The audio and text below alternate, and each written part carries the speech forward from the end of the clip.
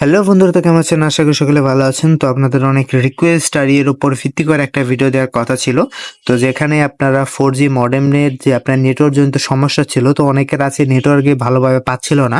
মানে আপনার 5টা টাওয়ার বা খুঁটি থাকে, তো সেখানে মোর দেন 2টা 3টা বা একটার মতো পাচ্ছিল। তো যাদের আর কি 1টা 2টা পাচ্ছিল, তো তাদের জন্য আর কি এটা আর কি করবে, কারণ আপনাদের সবার জন্য এটা না। তো যাদের আর কি একদমই নেটওয়ার্ক পাচ্ছিল না, তো সেই জন্য আর কি ভিডিওটা নিয়ে আসা হচ্ছে, কারণ অনেকে রিকোয়েস্ট করেছিল। তো সেই জন্য তো কিভাবে কি করবেন A to Z দেখিয়ে দিচ্ছি। তো এখানে যদি দেখেন, তো আমি কিন্তু যে আমার নেটওয়ার্কটা এক্সটেন্ড করার জন্য আমি এখানে একটা অ্যান্টেনা ইউজ করেছি, যেটা আপনার অনেকটা পুরাতন একটা ডিভাইস ছিল নোকিয়ার, যেখানে আপনার টিভি সাপোর্ট করতো। তো সেখানে আপনার একটা অ্যান্টেনা দেওয়া থাকতো। তো আমার একটা ওল্ড ডিভাইস ছিল, তো সেটা থেকে আর কি খুলে আমি আর কি এখানে আর কি অ্যাড করেছি। তো অবভিয়াসলি আমার সেটা প্রয়োজন ছিল না, কারণ ঘরের ভিতরে অলমোস্ট আপনার 2-1 কোটি থাকতো। তো আমি যেহেতু মেজর ইউজ করতাম না, তো সেই জন্য তো লাগতো না। বাট যখন আপনাদের বেশি রিকোয়েস্ট হলো, তখন আমি আর কি ভাবলাম যে এটা আর কি এক্সটেন্ড করা যায় কিনা। তো এক্সটেন্ড করার পর আর কি রেজাল্টটা কেমন হয়, তো আপনারা যদি এখানে দেখেন তাহলে দেখতে পারবেন। তো ওভারঅল রেজাল্টটা আপনার যখন আর কি নেটওয়ার্ক খুঁটি ছিল না, তখন যদি আপনি একটু লক্ষ্য করে দেখেন, তো মোটামুটি এখানে আপনার 2-1 খুঁটি মানে আপনার ছিল, স্টেবল ছিল। বাদ বাকি আপনার আপ ডাউন টাইপে থাকতো। আপনারা ভালো নেটওয়ার্ক পাচ্ছিলাম না, মানে কভারেজ থাকা সত্ত্বেও পাচ্ছিলাম না, বিশেষ করে এটা ইনসাইড দ্য রুম।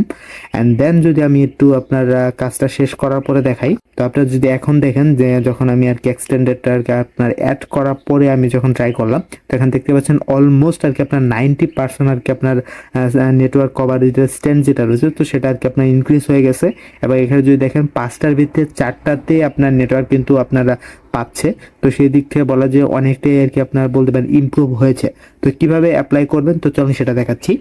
তো এখানে যদি আপনারা দেখেন, তো আমি কিন্তু আমার যে ইটা রয়েছে, তো সেটা কিন্তু অলরেডি আমি এখান থেকে সোল্ডার করে একটা লম্বা একটা আর কি ওয়্যার আর কি আপনার বের করেছি। তো আপনারাও আর কি সেম ভাবে আর কি এরকম একটা লম্বা ওয়্যার বের করে নেবেন। তো এখন অনেকেই আছে যাদের আর কি আপনারা ভালো একটা কপার ওয়্যার সম্পর্কে ধারণা নেই। তো আপনারা চাইলে বিআরবি বা আদার যে আপনার ইলেকট্রিক ওয়্যার আছে, যেটা মোটাই তার একটা, তো আপনি সিঙ্গেল একটা ওয়্যার ইউজ করবেন এখানে 100% কপারের, তাহলে সেটা বেস্ট হয় আপনার নেটওয়ার্ক আর কি ক্যাচ করার জন্য। তো এখানে দেখতে পাচ্ছেন আমি আর কি 100% কপার একটা নেটওয়ার্কই এখানে ইউজ করেছি, মানে এক্সটেন্ড করার জন্য। তো আমি এখানে সোল্ডার করে নিয়েছি। দেন এখানে যদি আপনার সাইডে দেখেন, উল্টানোর পরে এখানে মানে 2টা পয়েন্ট থাকে। তো উপরে যে অপশনটা থাকে সেটা হলো আপনার জিএসএম এর জন্য, মানে আপনার সেলুলার কানেকশনের জন্য। এবং অপোজিট অপশনের 2টা থাকে, সেটা হলো আপনার ওয়াইফাইয়ের জন্য। যদি আপনার ওয়াইফাই কানেকশনটা মানে আপনার ওয়াইফাই রেঞ্জটা ভালো না দেয়, তো আপনি চাইলে এখান থেকে এক্সটেন্ড করে আপনার ওয়াইফাই রেঞ্জ যেটা রয়েছে, তো সেটা আর কি আপনার বাড়াতে পারবেন। তো এখানে যদি একটা জিনিস দেখেন, তো এটাই হলো আপনার সেই সেলুলার কানেকশনের যেটা রয়েছে, তো সেটা এখানে যদি একটু দেখেন ছোট্ট একটা হোল করে রেখেছি।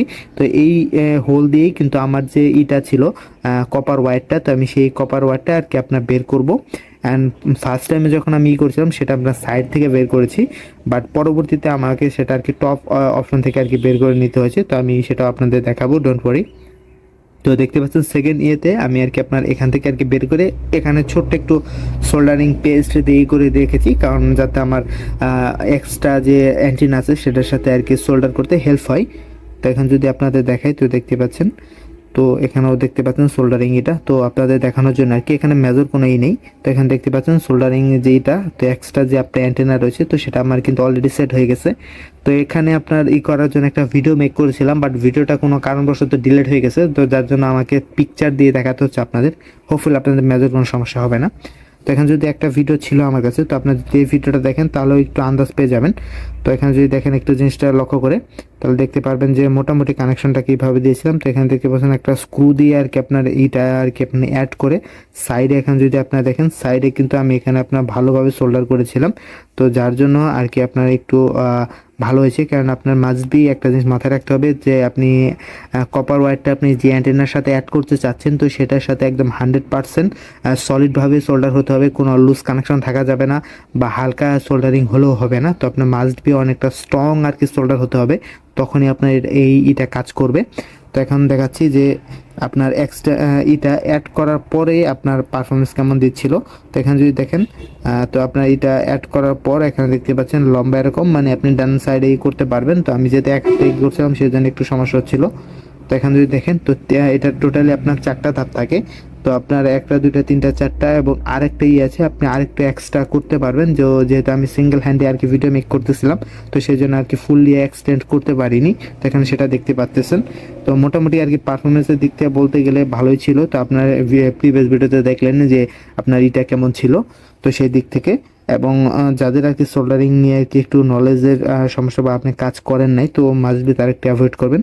তো এখানে দেখতে পাচ্ছেন আপনারই কমপ্লিট হয়ে যাওয়ার পর আর কি ইন্টারফেসটা এরকম চলে আসবে, এবং এখানে অবভিয়াসলি সেটা দেখতে পাচ্ছেন। কিভাবে আর কি আপনারা মডেমটাকে রাউটারের সাথে কানেক্ট করবেন সেটা দেখিয়ে দিচ্ছি, কারণ অনেকে আর কি কনফিউশনে ছিলেন যে কিভাবে আর কি অ্যাড করতে হয় সেটা জানেন না। তো আমি আর কি কোডির আর কি 1200 মডেলের একটা রাউটার ইউজ করতেছি, ম্যাশ রাউটার। তো ইন্টারফেসটা এরকমই থাকবে। তো আপনারা এখানে দেখতে পাচ্ছেন। তো সিম্পলি ভাবে জেনারেলে চলে যাবেন। আপনি জেনারেলে চলে আসলে এখানে আপনি দুইটা জিনিস পাবেন। তো একটা লোয়ান, তো আমি অলরেডি কিন্তু অলমোস্ট আর কি 1 মাস যাবত আর কি আমার ইন্টারনেটে আর কি রিচার্জ করিনি, তো সেই জন্য আর কি সেটা অফ আছে। তো এখানে যদি দেখেন তো WISP wireless internet service provide, তো এখানে যদি আসেন তো আপনার আমারটা কানেক্ট আছে, আপনারটা কানেক্ট থাকবে না। তো আপনারটা এটা অফ থাকবে, এনেবল করতে হবে। তো আপনি এটা অফ থাকলে আপনি এখান থেকে এনেবল করে নেবেন। এনেবল করে নেওয়ার পর আপনার নিচে দেখবেন এরকম আপনার চলে আসবে। তো আপনার নিয়ারেস্ট যে রাউটার মানে আপনার আছে SSID শো হচ্ছে। তো আপনি সেখান থেকে আপনার যে 4G মডেমটা, যেমন আমার হলো এটা, তো আমি এটা আর কি কানেক্টে যদি ক্লিক করি তো আমার সাথে সাথে কিন্তু এখানে দেখতে পারেন আমার পাসওয়ার্ড চাবে। তো আমার যে 4G মডেমের যে পাসওয়ার্ড রয়েছে, তো আমি সিম্পলি সেই পাসওয়ার্ডটা দিয়ে সেভে যদি ক্লিক করে দিই, তখন আমার ডিজিট আছে সেটা আর কি আপনি একটু স্ক্যান হবে, দেন আপনার কানেক্ট হয়ে যাবে। যদি আপনাদের ডিভাইস কানেক্ট কয়টা আছে সেটা দেখায়, তাহলে আপনি এখানে দেখতে পারবেন। তো এখানে যদি সিম্পলি ভাবে ক্লায়েন্টে যদি চলে আসি, তো এখানে ক্লায়েন্টে আসলে এখানে ডিভাইসে যদি আসি, তাহলে এখানে দেখতে পারবেন আপনার লিটারালি কয়টা ডিভাইস কানেক্ট আছে এবং কেমন চলতেছে। তো এখানে দেখতে পাচ্ছেন 5টা ডিভাইস কানেক্ট আছে, কন্টিনিউয়াস আর কি এরকমই থাকে। আর একটা ডিভাইস আমার স্মার্ট টিভি, তো সেটা আর কি সবসময় কানেক্ট থাকে না, যখন চলে আর তখন। তো মোটামুটি এইসব ডিভাইস কন্টিনিউয়াস আর কি রান হয়, মেজর কোনো সমস্যা নেই। তো হোপফুলি আপনারা বুঝতে পারতেছেন যে কিভাবে কি করতে হবে। বাট তারপরে যদি আপনি না পারেন বা আপনার হয়, তাহলে অবভিয়াসলি বলবেন। তো আশা করি সেটা সলভ আউট করে দেওয়ার চেষ্টা করব। তো ভাই বন্ধুরা, দেখা হবে পরবর্তী আরেকটা ইন্টারেস্টিং কোনো ভিডিওতে।